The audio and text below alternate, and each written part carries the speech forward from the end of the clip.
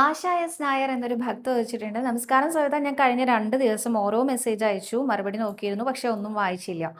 എൻ്റെ മകൻ്റെ കണ്ണിൻ്റെ കാഴ്ചയുടെ പവർ കുറയുന്നു, അതിന് എന്ത് വഴിപാടാണ് ചെയ്യേണ്ടത്? അതുപോലെ ശരീരത്തിൽ ഉണ്ടാകുന്ന പാലുണ്ണി മാറുന്നതിന് എന്ത് വഴിപാടാണ് ചെയ്യേണ്ടത്? മോൻ്റെ പഠനത്തിലുള്ള അലസത മാറാൻ എന്ത് വഴിപാടാണ് ചെയ്യേണ്ടത് എന്നാണ് ചോദ്യം ചോദിച്ചിരിക്കുന്നത്.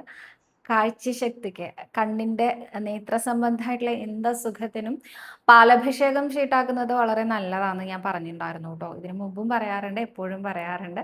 അതിനൊരു കുഞ്ഞു കഥയും ഞാൻ അനുസ്മരിക്കാറുണ്ട്. അതിനുള്ള സമയം ഉണ്ടാകും തോന്നുന്നില്ല. എന്തായാലും പാലഭിഷേകം ഷീട്ടാക്കുന്നതും പന്തീരടി പൂജ തൊഴുന്നതും വളരെ നല്ലതാണ്. പുറത്തുനിന്ന് വരുന്ന ആളുകൾക്കാണെങ്കിൽ പന്തീരടി പൂജ പെട്ടെന്ന് തൊഴാൻ പറ്റിക്കൊള്ളണമെന്നില്ല.